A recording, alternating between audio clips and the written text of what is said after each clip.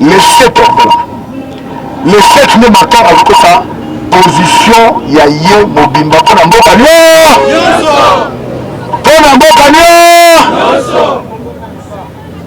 et Martin Fayulu c'est un homme et a incarné va valeur na République démocratique du Congo. Bomba Fayulu a imposé puissance ya makasi contre nde bazobinda na mbondo na biso na mabino na biso accélérateur na makolo na biso soki toaccéléré mbango tokepe mbango soki tokei na ndenge ya malembe tokokende ko malembe la mokamiso Fayulu a imposé rythme. C'est l'occasion maintenant pour nous de appliquer plan ya sortie ya crise. Okoyana makolo na biso. Il est allé en Belgique, ba bise Tshisekedi. Okokende bisika mosusu te, il faut zala na plan ya sortie ya crise. Kobima libanda. Ye moko azwi carburant na yake abia kotambola na ba parti politique nyonso. La moko ne tombera pas. Kozozela ye. Lambuka oye. Et c'était ce jour-là que vérité des urnes de la Licorée amène. La moka ne tombera pas. Qui sait que dit Yemoko Babisetala Okokokate Tanda le boko nanambo. Biso siko tokomi lolendo. Lelo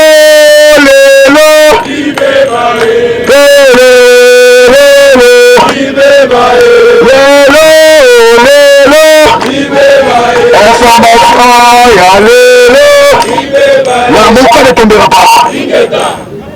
Le blanc baloba yango ba réunion nyonso mona wana ambassadeur bazoya ezaki théâtre de chez nous. C'était une haute diplomatie ya makasi. Après Belgique balise Yolanda maloba matofa Yolanda banani landa fa baete ce qui est salifi dialogue sans Martin Fayulu et pour la prise en compte c'est parce que celui-là il incarne la puissance, la volonté du peuple. Kabila lankona ye tango babeba na Tshisekedi awa abundisi bitumba na Beni, abundisi bitumba na Minembwe, bato bakufi na distraction ya kolanda makambo ya Tshisekedi professeur Sermatu, bato bakufi besoin bango te. La moko tombera pas. Rouberwa alobi akobrandir prévenir que Azwaki mandat. Je vous explique les droits administratifs maintenant. Droit administratif et le bibo. Ce qui ministre moko azokende azobima libanda moto akosine mokanda combien nini ce qui est commis bato mibale président de la république bakosine moka na ka ya Rouberwa Tilombo ye moko moto apesaki ye bon la moko ne tombera pas. Et Pelimo mwasi na ye Munyamule les preuves sont là. La moko ne tombera pas. Alingi a imposé biso rythme na ye union sacrée. On connaît l'histoire ya union sacrée. Qu'est-ce qui est de sacralité na kata union? Ava bomba naloba napanza. Qu'est-ce qui est de sacralité? Quelque chose de sacré, ils ont sans tâche et ça vient de Dieu. La mort ne tombera pas. Mais yo yibi bokonzi oyibi nini oyibi boko fondement ya pouvoir na yo ezali pouvoir ya moyi sacré. Toyebi tata na ye na union sacrée makambo nini eleka. Nous avons déjà ça et ça là m'a déjà le quoi lelote le corps azotambola na chitenge yesu akondi kobimisela ye bapolitike ya Mobutu La mouka ne tombera pas. La mouka ne tombera pas. Le lot de Kakamboka est commis combat entre Primakuria na information. Na information. Na kati wana ezo simba te. Chitenge Yesu aya imposé ordre ya Mobutiste. Bato oyo information baboyi. Peuple a se retrouver ce qui mon cœur. Comment na biso ezali wapi? Comment na biso ezali se moko? Yeba. Comment na biso ezali se moko? Comment na biso etali banguna nyonso ya Kongo. Omuzakiza alati bablo mo ba internet sawa. Azo ba tena kolembo mo ya Kabila boye boto. Oso ba lo mo bele bango. Fayulu akoliaka mbongo wa Kabila. Soki azalaki mutu crédible te, mais aza président mboka. La moko ne tombera pas. La moko ne tombera pas. Soki azalaki moto oyo na valeur te, alingaki atrahir mboka oyo. Kala akepa Kabila azwi pouvoir na ye ndenge elongo bani. La moko miso. Mais lokola aza moto oyo ayebi makambo ebele. Alors clairement, je ne veux pas trahir peuple. Je ne vais pas trahir le peuple. C'est lui qui a un contrat social avec la population. Nous tout est.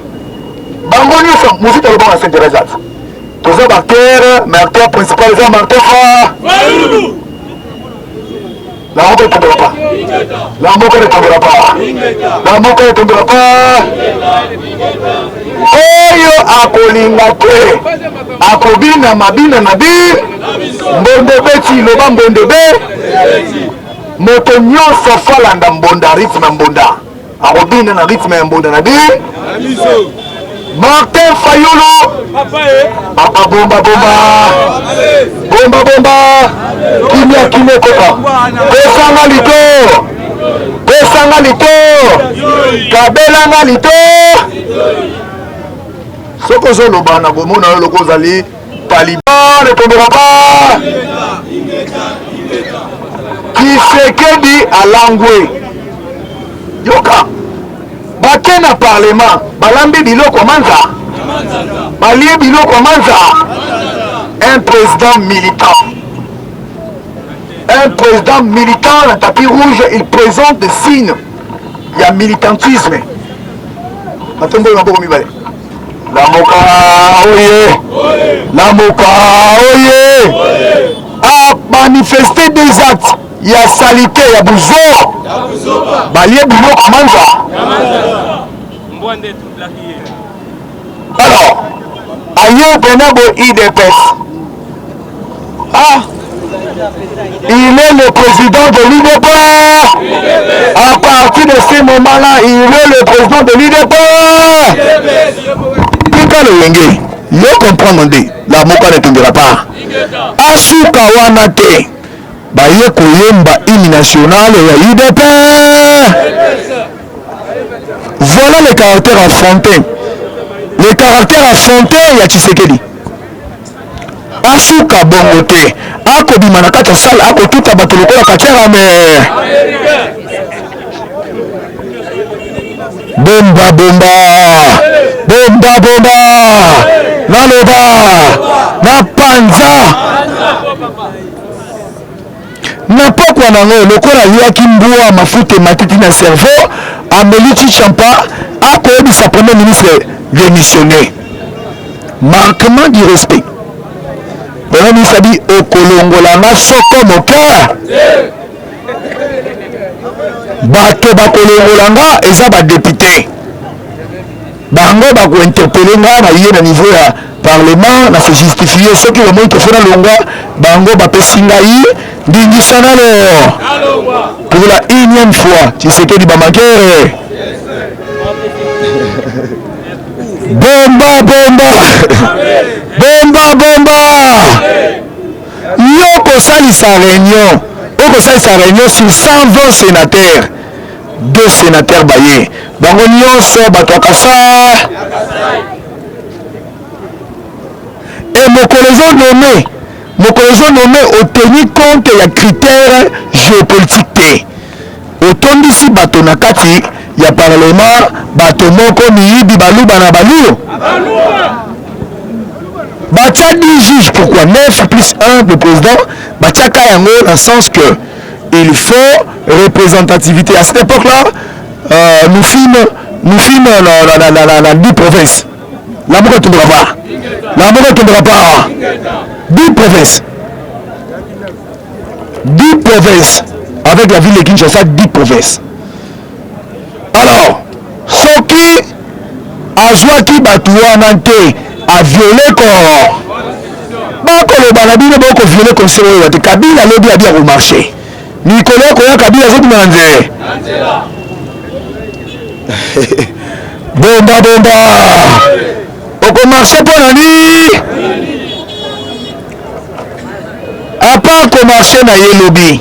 Naloba namona bizengi oya chilombo naloba namona bazoba oya chilombo la muka ne tombera pas, la muka ne tombera pas. Tango asali ba bêtise ya degré wana, à partir de ce moment là abimi abimi aventurier, personne n'a fait confiance. Nous tout le côté a fait confiance. Ma bonne est dans un tintin. Mangobo, azalani?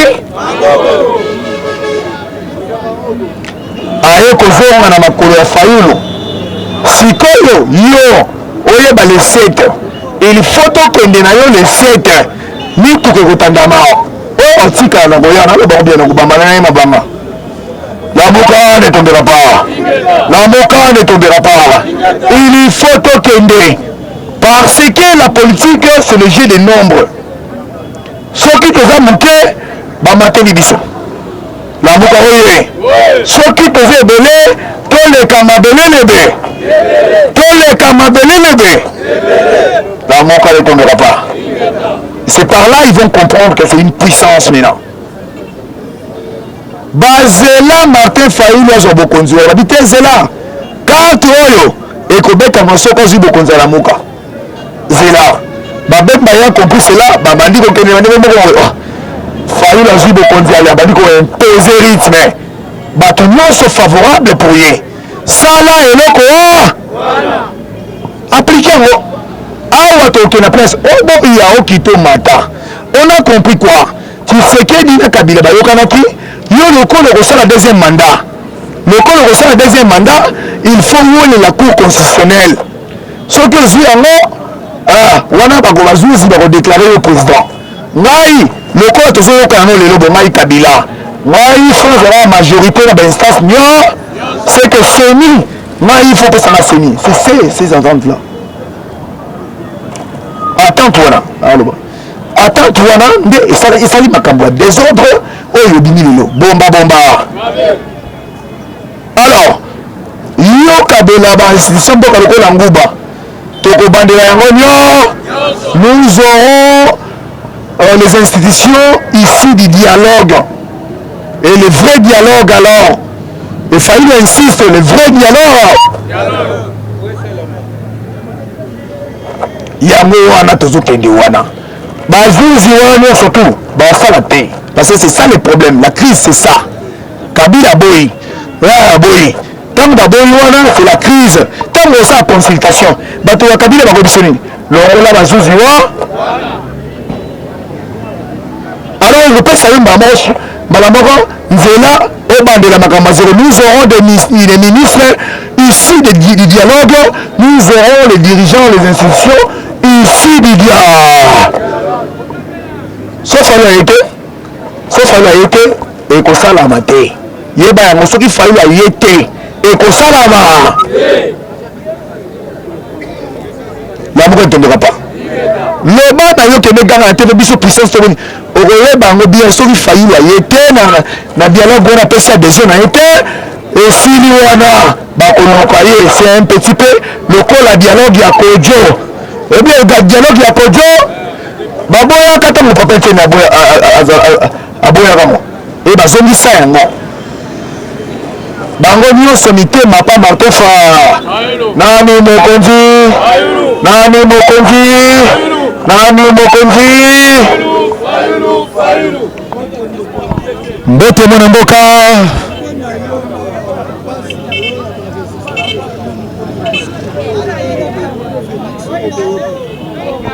vraiment ndeko merci toza toujours na se ya makolo ya Martin Fayulu esengo na biso yango wana nde parce que bato bandoko loba ndenge mosusu lobi bakomi koambwate le pas na danse na biso esengo na ngai ezali toimpose rythme oyo toimpose mutu moko te akoki libanda nango Chilombo azobela dialogue yeko maladi anyakoma médecin maladi ani monganga mibikisa eloko bongo oyo soloba c'est-à-dire maladi ye moko akoma médecin porteur de solution toyebisi clairement oza maboko salite ozali kosakana na manzanza oyo esimbi obandi kosakana nango yebake ekolia yo